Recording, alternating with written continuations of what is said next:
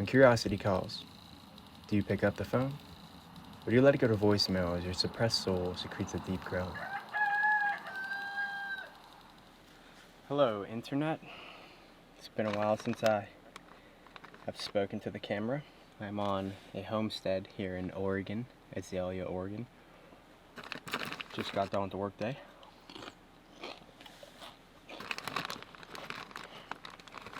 Nothing like some salty food after a nice hard day's work, getting your fingernails dirty. It's good for you.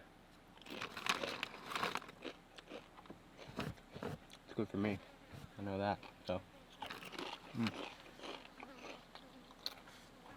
Through my far-fetched perspective of this life, homesteading seems to be the pinnacle of, quote-unquote, beating the game that society is, because what good are millions of dollars if you are incapable of sustaining yourself off of the land in which your 2 feet stand upon? This is where my curiosity of homesteading stems from. I long for a life that is lived on my own terms, and to me, there is no better way to do so than to operate a self-sufficient homestead, to provide all basic needs through a harmonic relationship with Mother Nature. We're all as free as we allow ourselves to be, but there seems to be some sort of hierarchy to physical freedom with complete self-sufficiency resting at the top of that list. So, 7 days on a homestead in the Umpqua Valley of Southwest Oregon is where I find myself scratching an itch ignited by a curiosity deep within my bones.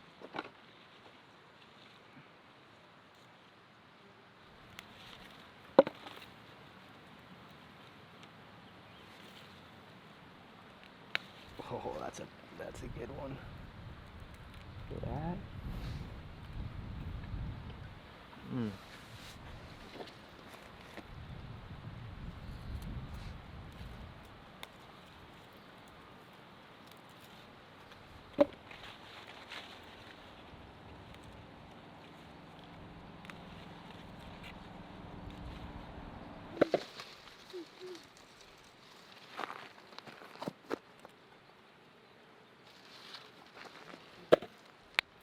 From strawberries to pine berries,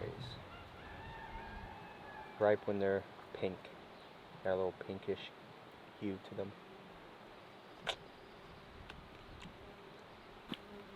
They're so good.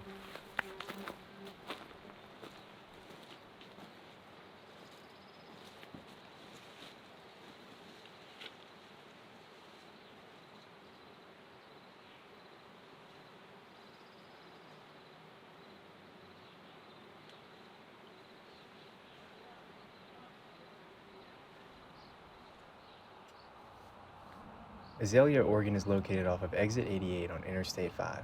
It is surrounded by densely forested mountains in Douglas County, one of the poorest counties in Oregon. I'd argue that to be a subjective statement, however, because the 7 days I spent at the Suncatcher Food Forest felt as rich as one could get. I pulled weeds, planted seeds, and consumed foods fresh as can be. I harvested potatoes, picked strawberries, and thinned apple trees, a process that allows apples to have the required space needed for complete and optimal growth.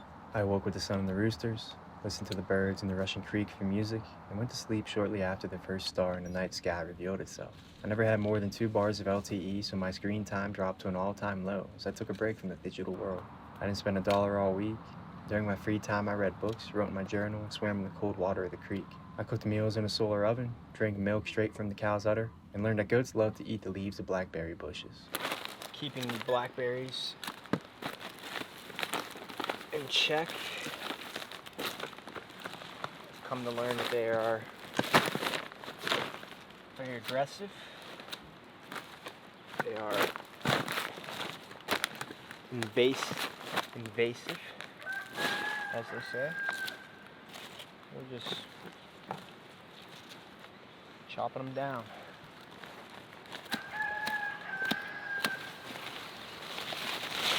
Dad, if you're watching this, I believe it's Father's Day. So, although I'm not there to tell you, I know you know that I'm grateful for you, and I appreciate all that you've ever done for me, and thank you for being one of the greatest gifts that this life has blessed me. Really? I'm trying to be sentimental. One of the greatest gifts that this life has blessed me with, so just want you to know I appreciate you and I love you. and I'll do so till the end of my days. So, you're the man. And a great part of the reason I am the way I am, so.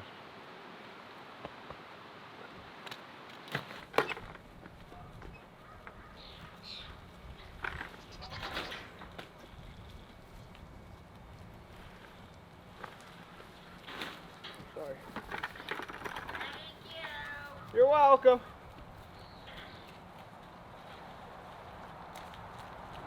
Thank you.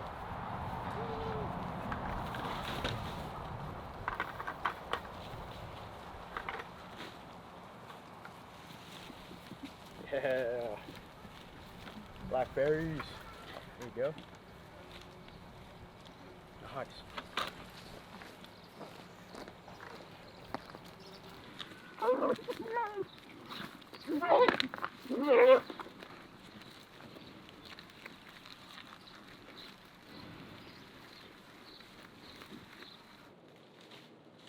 I got to see curiosity glisten in an innocent toddler's unconditioned eyes, reminding me that the simple things can still appear wondrous if we allow them to be. I met people, characters of all different backgrounds and perspectives. We had conversations about things we didn't always agree on, but to open your mind, you must consider the ideas that you typically would shut down otherwise. Above all, I fell in love with the simplicity of this lifestyle. The sensation of pulling weeds from fresh, healthy soil, breaking hay in the afternoon sun, and listening to the sprinklers spritz themselves over the gardens and pastures each morning awoke a peace within me that doesn't reveal itself all that often. It seems that one of the things missing in modern man's life is the ability to bring a real skill set to the world, and more importantly, his community. We have been corrupted by the dollar sign, failing to comprehend anything besides it, and therefore focus most of our attention on what career or skills will yield us the most money. All of that is getting dandy, but there may be an argument that structuring your life's work in this manner is a direct path to a lack of meaning and true purpose.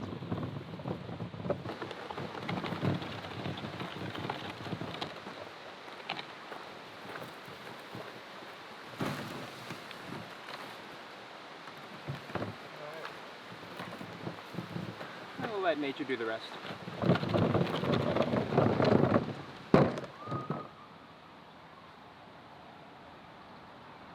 Recently, I had a random interaction with a stranger that I've yet been able to stop reflecting upon. Already amidst conversation with a fellow wanderer from Taos, New Mexico, this stranger walked by and immediately joined our conversation.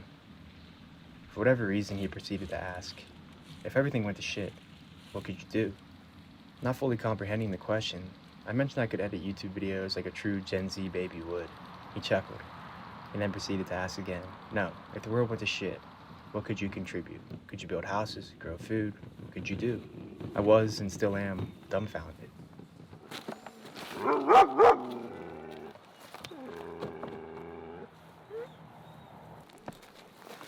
So I'm using the grass clippings I just raked up, using them to mulch the blueberries to give them some sun protection.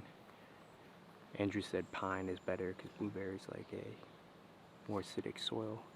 And pine's a little bit more acidic, but anyways, that's one of the things I admire about this lifestyle is that so many things that we waste, we could actually put to use. You know, if we just got a little bit less lazy, a little bit more creative. And I understand people don't have the time and the space to be able to do, or have the luxury to be able to, you know, figure out how to use their grass clippings or how to reuse their recyclables and whatnot, but I don't know. I think it would serve the world a little bit better, serve you a little bit better, your community a little bit better if we were all a little bit more mindful the way we used our resources. But I don't know. It's something I like about this lifestyle a lot.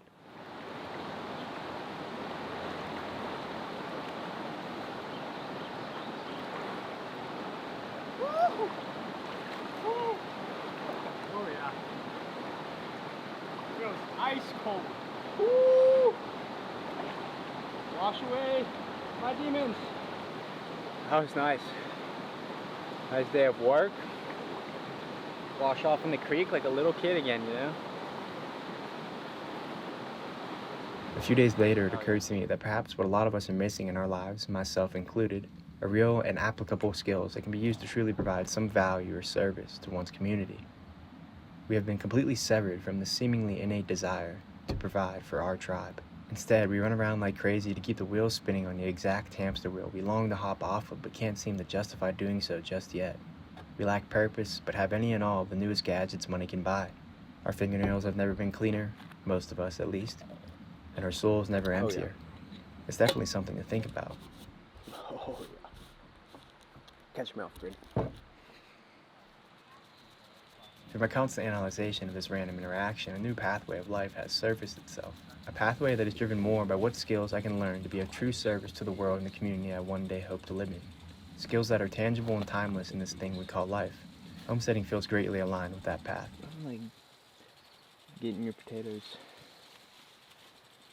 fresh from the earth.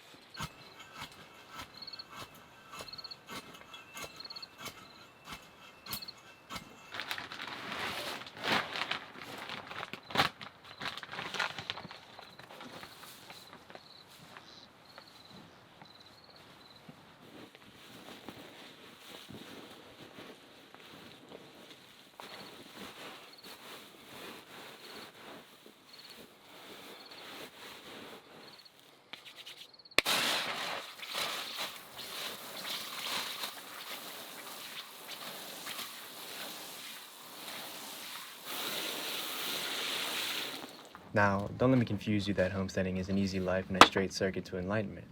I don't believe that to be the case. In fact, I believe it to be quite the opposite. There's an endless list of tasks to be completed and broken things to fix. The labor is tiresome, and the fruits of said labor take their sweet time to appear. It's hard work all of the time without many of the comforts modern society pleasures itself with. But is a life of constant pleasure what you really want?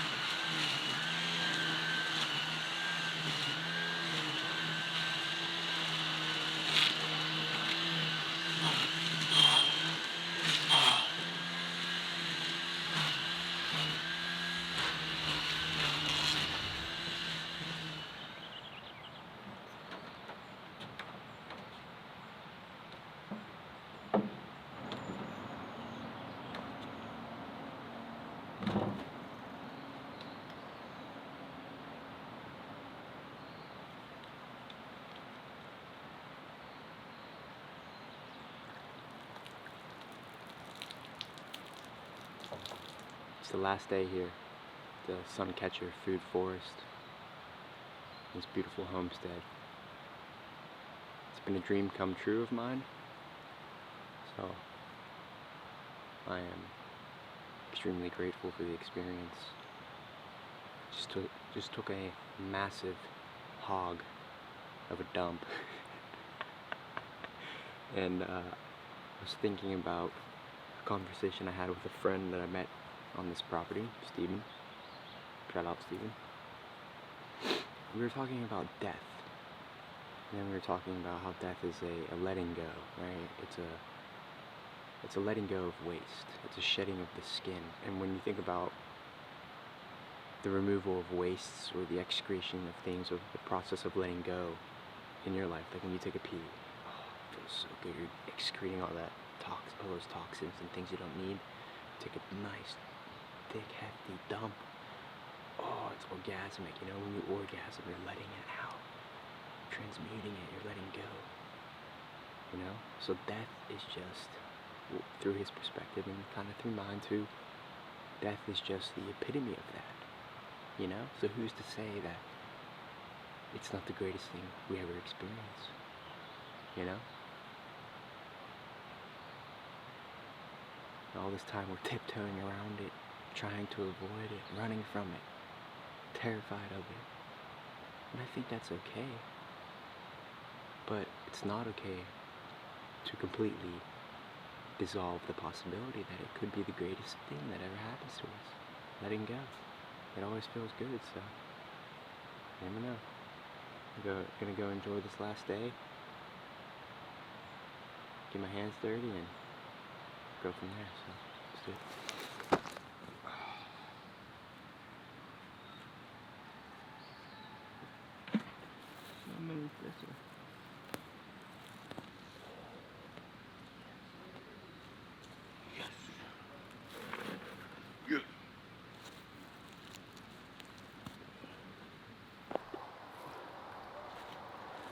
By the root.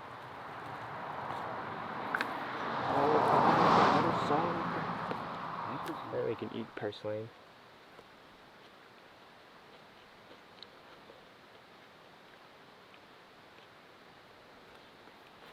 Supposed to be high in, I think, vitamin E, omega-3s. It's really good.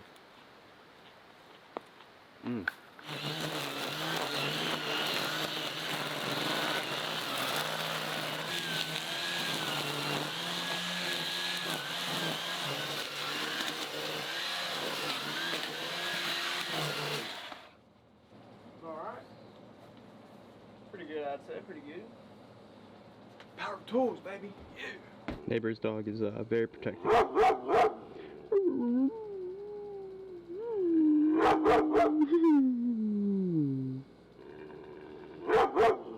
I wish I had some dog treats for him.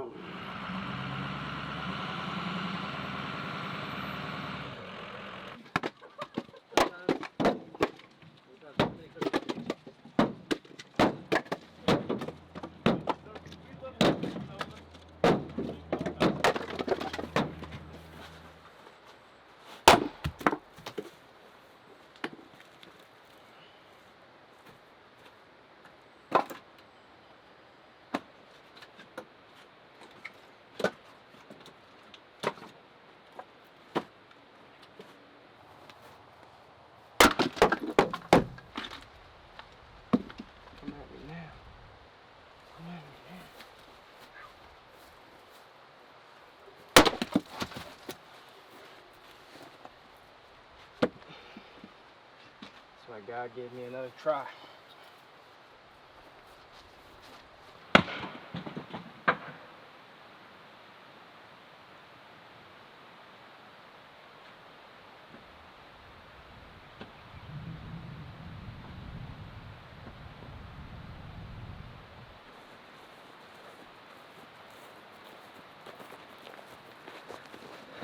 Okay, I think that's gonna be a wrap here. Eat some lunch, take a shower, and hit the road. Love me some good outside labor. It seems that what we really want are days filled with hard work on our own terms. We want to be of service to those we love in the beautiful land we inhabit. We want to be guided by curiosity and excitement. We want to pursue our own version of heaven and share it with the world, not in a too attached, ideological way, but in a completely free, open-minded, faithfully loving manner. To be born, to forget, to learn, to remember, to love, to let go of it all, and to return home.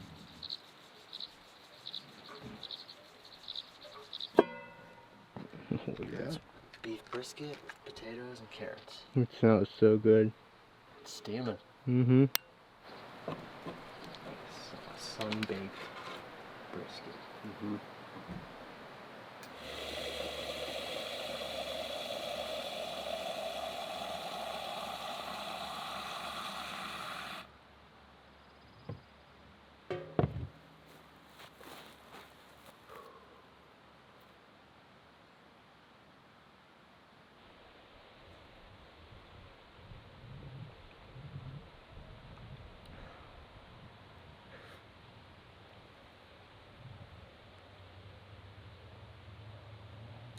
Definitely gonna miss this place.